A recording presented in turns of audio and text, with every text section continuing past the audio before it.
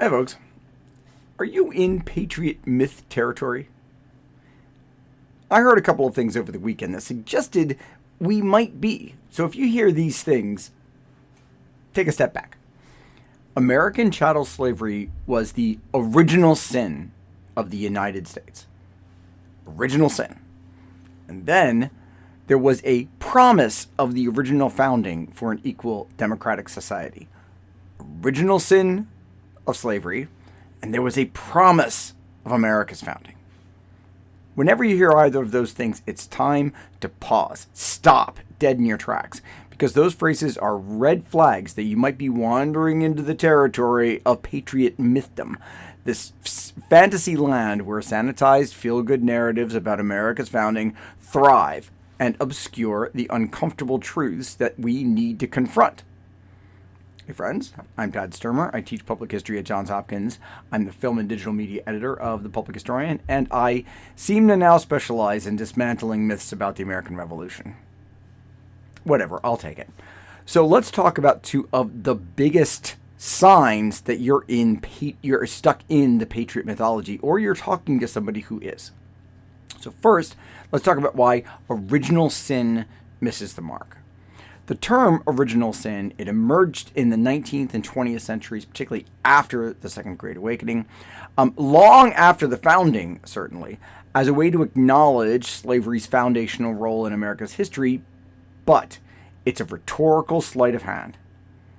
Religious language like that reframes slavery as an inevitable flaw in America's creation, something tragic, but abstract. It shifts the focus away from the deliberate, profit-driven decisions that built slavery, oppression, brutality, exploitation of all kinds, and bakes it into the nation's political and economic DNA. And it gets worse. By calling it a sin, it invites absolution. If slavery was a sin, then perhaps the Civil War, as Ken Burns strenuously argues, or the Civil Rights Movement, redeemed it. Even scholars like Skip Gates have leaned into that narrative, suggested that we've atoned, or there's a possibility for atonement, with all the religious complexities involved with that. But it conveniently ignores the systems of racial injustice that still thrive and the deliberate choices to sustain them. The reality, as we have talked about, slavery wasn't a tragic flaw. Enslavers weren't tragically flawed people. Slavery was a choice, a deliberate choice to build an economy and a nation on the backs of enslaved people, fully aware of the moral cost. It was also a choice to perpetuate that system, even when the founders themselves acknowledged its immorality. And let's not forget, 1 in 5 people in America in 1776 were enslaved. Where's their sin? This framing erases them and their lived realities while letting the perpetrators off the hook. Again. And finally, sin suggests a religious worldview that the founders didn't share. They weren't thinking in terms of spiritual redemption, ever. They were thinking about profit and power in this world, in this existence. So let's talk about why the promise wasn't promised. The founders never promised equality in a multiracial democracy. Never. All men are created equal wasn't a vision for universal rights. It was propaganda to justify rebellion against Britain. That's it. The idea of a promise was crafted later.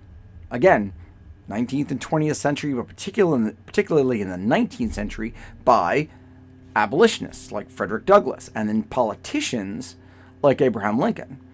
But it was adopted as a rhetorical strategy to challenge slavery with white audiences. It was brilliant and effective, but let's not confuse it with historical truth, and they knew that too, particularly Douglass. The founders built a republic designed for exclusion. Enslaved people, women, indigenous people, and the poor were never meant to share in its benefits. You know how we know? They said so repeatedly. And don't mistake their occasional regrets about slavery for a commitment to equality. They can say that they thought slavery was wrong by not wanting anything to do with free black people.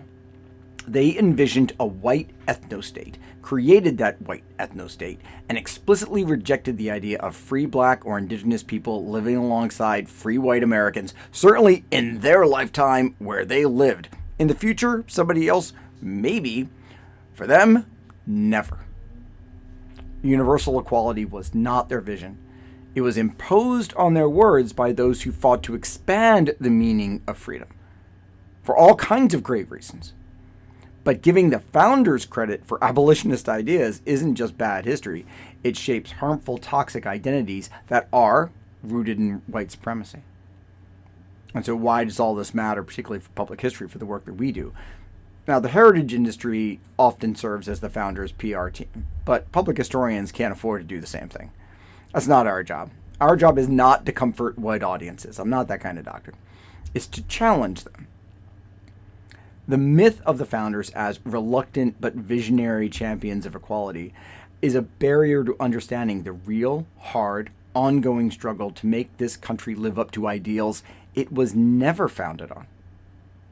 So we must tell honest, uncomfortable, and ultimately more powerful stories about how real people, not mythic heroes, worked, sacrificed, and fought to build something better.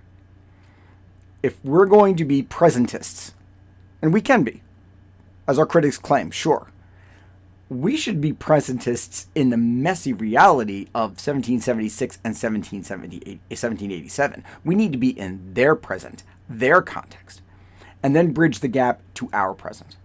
That's where the work of public history lies, to understand how things happened when they did, why things happened when they did, how we got from then to now, and where we might go from here. What do you think?